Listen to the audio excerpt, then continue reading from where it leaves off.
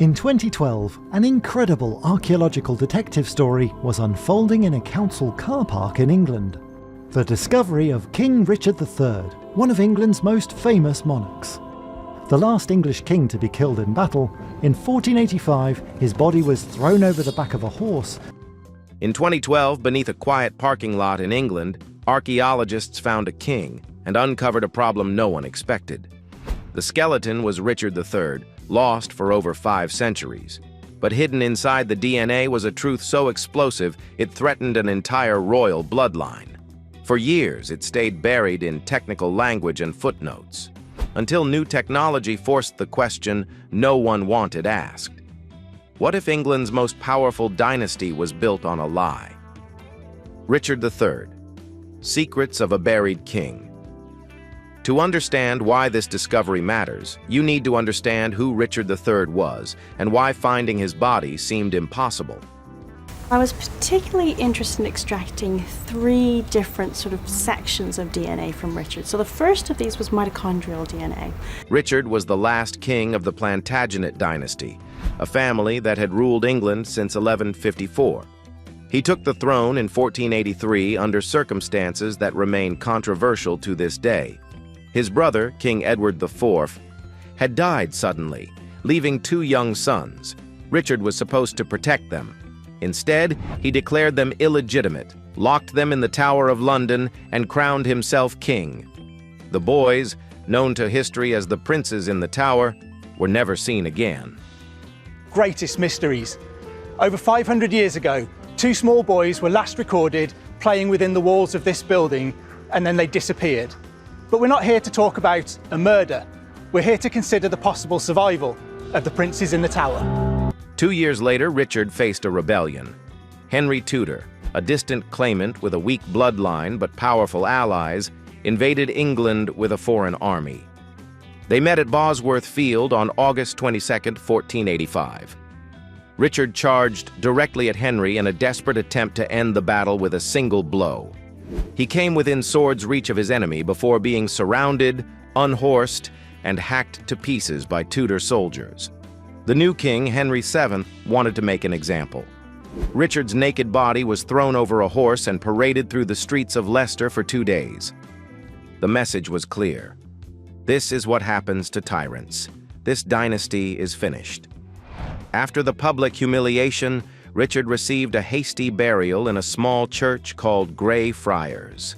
No monument, no ceremony, just a hole in the ground for a defeated king. Then history moved on with terrifying speed. The church was demolished during the Reformation. Its stones were carted away. The land was sold, built over, paved, and eventually turned into a parking lot. Within a few generations, no one knew exactly where Richard was buried. Legends claimed his bones had been dug up by an angry mob and thrown into the nearby River Soar. He was the last English king to die in battle, depicted by Shakespeare as a scheming hunchback. Richard III was killed in 1485, and the whereabouts of his body has been a mystery for centuries. Now scientists have confirmed beyond reasonable doubt that they found it, buried under a car park in Leicester. For 500 years, Richard III existed only in Shakespeare's famous play, portrayed as a twisted, deformed monster who murdered his way to power. That's where the story should have ended. But a screenwriter named Philippa Langley refused to accept the official version. She spent years researching Richard, not as the villain of Tudor propaganda, but as a man who might have been deliberately smeared by the dynasty that replaced him.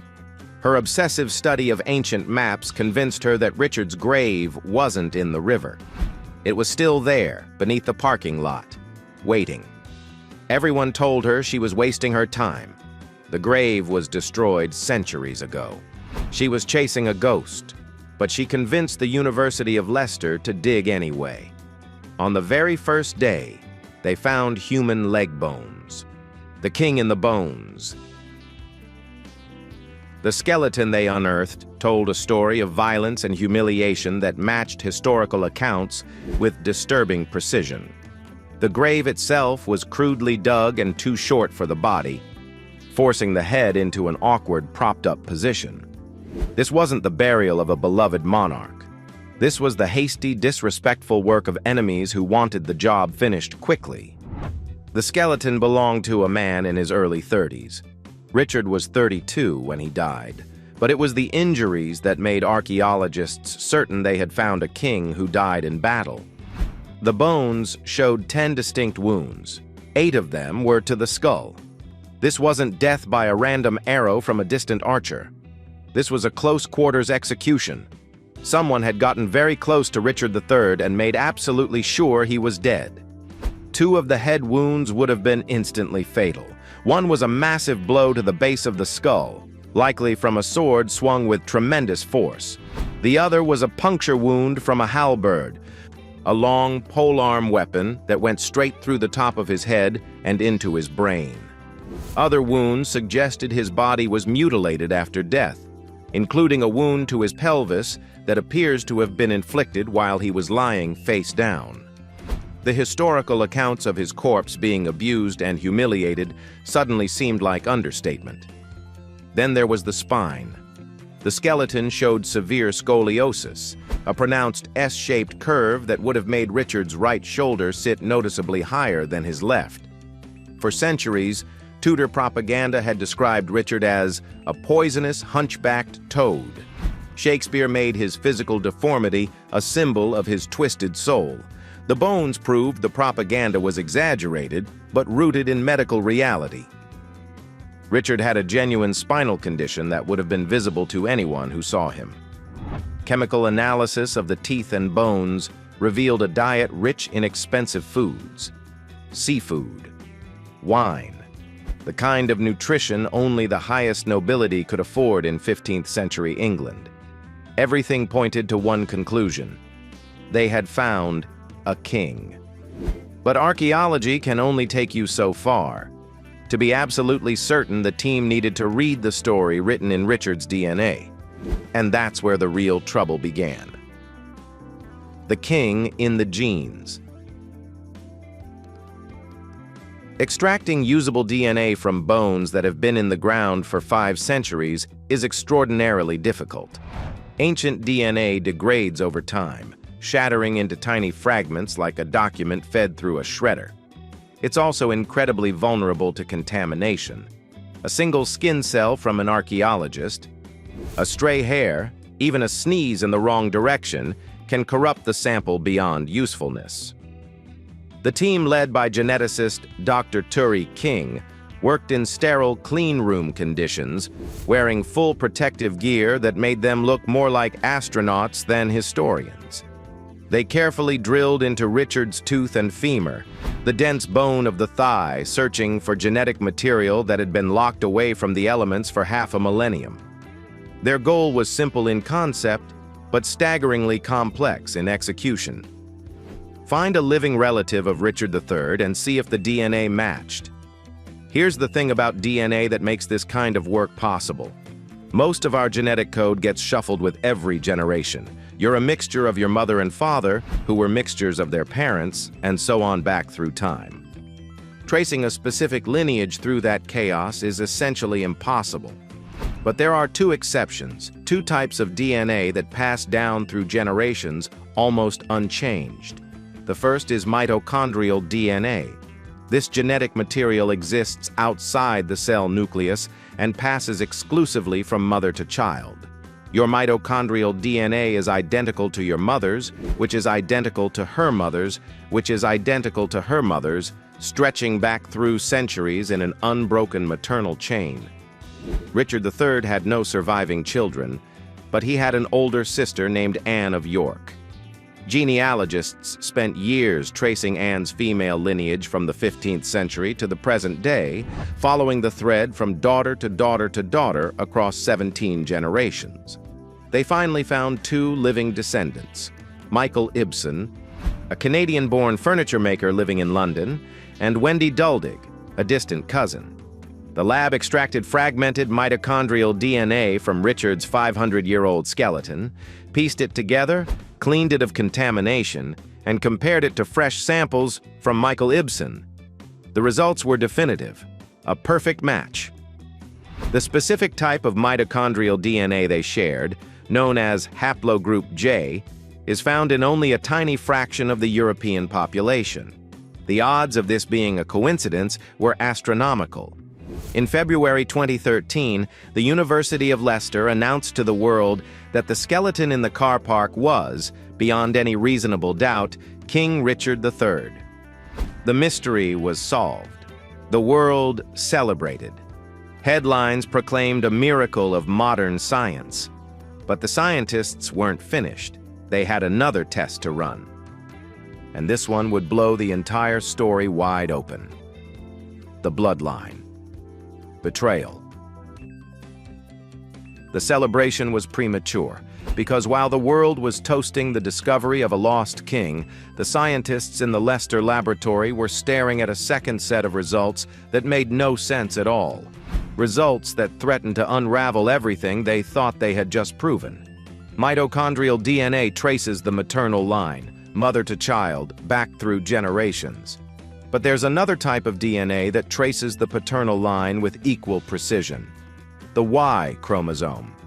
This is the genetic signature that determines biological sex in males, and it passes exclusively from father to son, unchanged through centuries, just as mitochondrial DNA passes from mother to daughter. If mitochondrial DNA is a family's maternal fingerprint, the Y chromosome is its paternal one. And for a royal family that based its entire claim to power on an unbroken line of fathers and sons, the Y chromosome test should have been the final triumphant confirmation.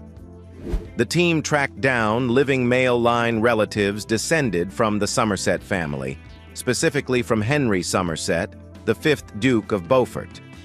These men weren't random volunteers. They were documented, verified descendants of King Edward III, who was Richard III's great-great-grandfather. Their family trees had been scrutinized by genealogists for generations. Their lineage was as close to certain as historical research allows. If the Plantagenet bloodline was real, if the dynasty's claim to royal descent was legitimate, then Richard III's Y chromosome should match theirs. The same genetic signature, passed down from medieval king to modern gentleman across 19 generations of fathers and sons. The samples were collected. The analysis was run. The data was processed. And when the results appeared on the laboratory screens, the room fell silent. Total mismatch. Complete genetic incompatibility. The Y chromosomes weren't just different. They weren't even close. It was as if Richard III and the Somerset descendants came from entirely different families, which, genetically speaking, they did. The king's paternal DNA line was broken, shattered. Somewhere in the 19 generations separating Richard III from his modern relatives, someone's father wasn't who the history books claimed he was. This wasn't a minor variation or a statistical anomaly that could be explained away by genetic drift. This was proof, hard and undeniable, of what geneticists politely call a false paternity event. The common term is simpler and more brutal. Somewhere in the royal family tree, a queen or noblewoman had a child with someone other than her husband, and that child was raised as a legitimate heir, and nobody ever knew the difference. Until now. The implications hit the research team like a physical blow. The entire claim of the Plantagenet kings to the English throne was based on one thing and one thing only: an unbroken line of succession from father to son stretching back through centuries, blessed by God and verified by blood. This bloodline wasn't just important to the medieval monarchy. It was everything. Wars were declared over it, treaties were signed to protect it, tens of thousands of soldiers died on battlefields defending it. Kings murdered their own relatives to preserve it. The blood was sacred. The blood was power. The blood was the only thing that separated a king from a commoner. And the DNA proved the blood was a lie. But here's where the story takes a darker turn. The 2014 research team, publishing their findings in the prestigious journal Nature Communications, had a choice to make. They could announce what the Y chromosome results actually meant, or they could present the discovery carefully, academically, in a way that wouldn't immediately ignite a firestorm of controversy. They chose caution. They presented two possibilities with equal weight, as if both were equally likely. Possibility 1, the break happened after Richard III, somewhere in the 500-year line of Somerset descendants. This would mean some duke or earl along the way wasn't actually his father's son. It would be a minor scandal for a noble family, an embarrassing footnote in their genealogy, but it wouldn't rewrite royal history. Richard's own legitimacy would remain intact. The Plantagenet dynasty would still be genuine. Possibility 2. The break happened before Richard III. This would mean Richard himself, or his brothers, or their father, were not the biological sons of their supposed fathers. If true, this would delegitimize the entire House of York. Every king they produced would be a fraud. Every war they fought would be based on a lie. The Wars of the Roses, a 30-year conflict that killed tens of thousands and reshaped English history, would have been fought over a bloodline that never existed. The scientists couldn't determine which possibility was correct. The technology in 2014 wasn't advanced enough to pinpoint where the break occurred, so they presented both options and let the world decide which one to believe. And the world, predictably and perhaps understandably, chose to believe the comfortable option. The break probably happened later in the Somerset line. Richard III was still legitimate. The discovery was still a triumph. The Y chromosome mismatch became a footnote, an unsolved puzzle that didn't diminish the miracle of finding a king under a parking lot. For 10 years, that's where the story sat.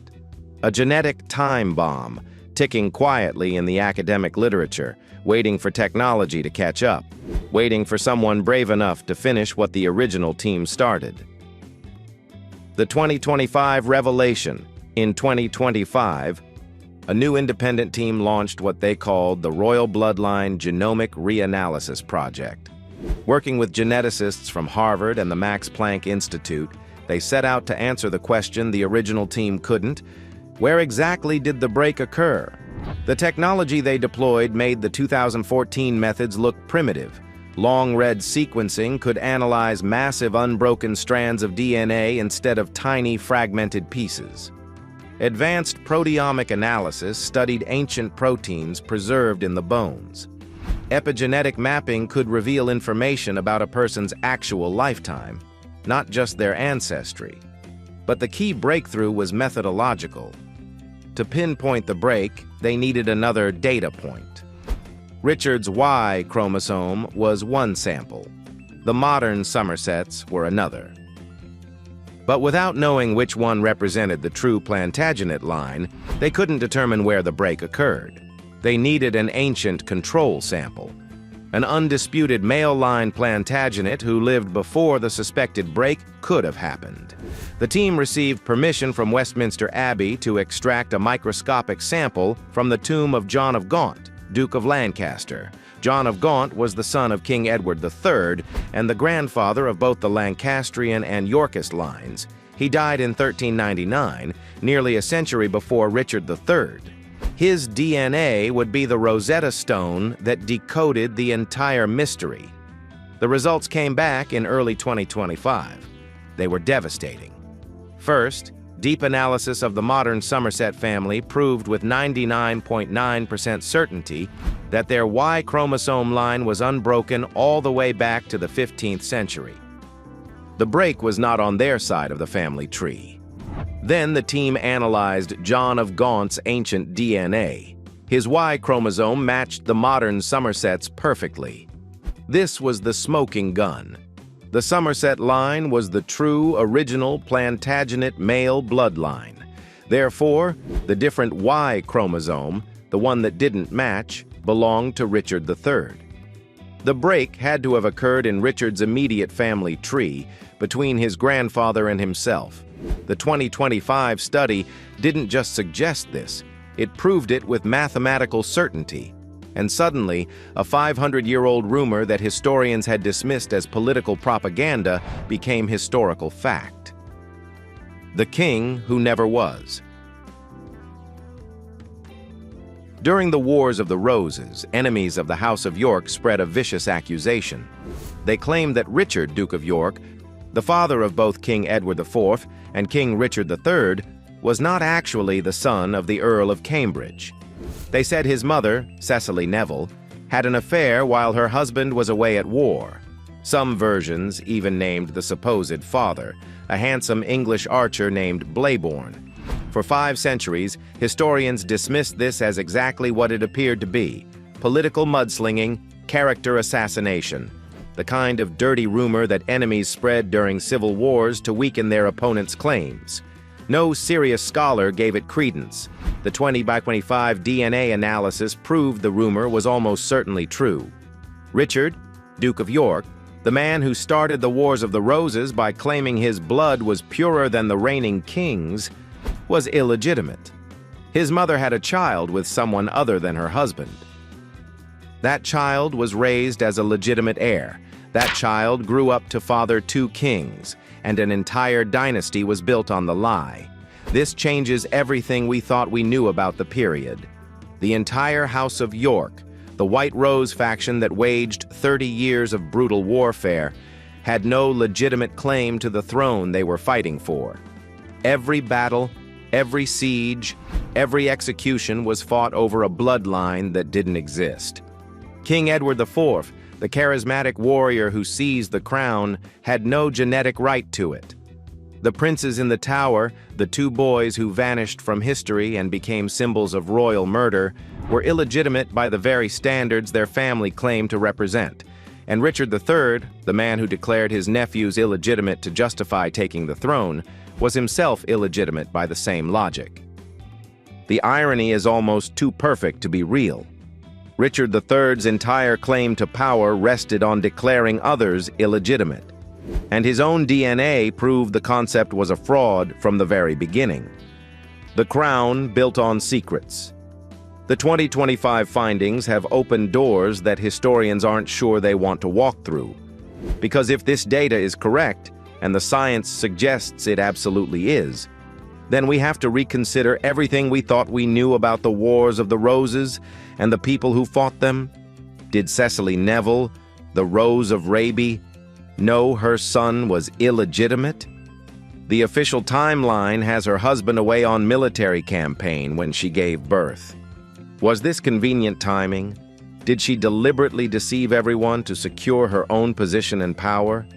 Some historians now suggest she may have been a calculating political mastermind who understood that in medieval politics, the bloodline was everything, and a fake bloodline was better than no bloodline at all. Did King Edward IV know the truth about his father? He was famously obsessed with his public image, a charming, womanizing king who threw lavish parties and cultivated popularity. Was this all distraction? Was he desperately performing legitimacy because he knew his actual claim was worthless? His own brother Richard later accused him of being born illegitimate himself. At the time, everyone assumed Richard was lying to justify his power grab. Now we have to wonder if he was telling a truth the whole family already knew. And then there's the biggest question of all. The princes in the Tower, 2 boys, locked away and never seen again.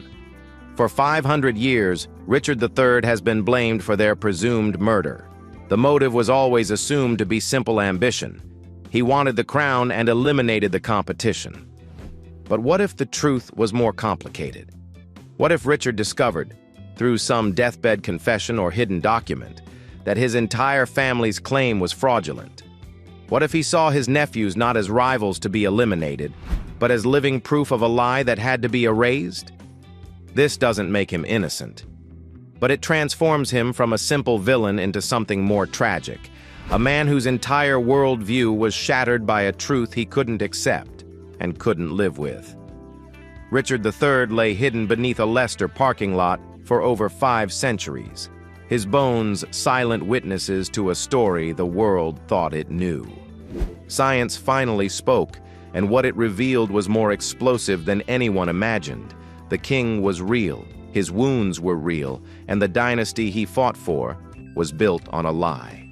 A single hidden fracture in the royal bloodline had cascaded through generations, sparking wars, shaping kingdoms, and deciding who lived and who died, all for a claim that was never true.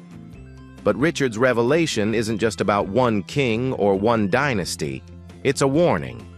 If the very foundations of power, legitimacy, and history can be shaken by evidence, what else might we be blindly accepting as truth?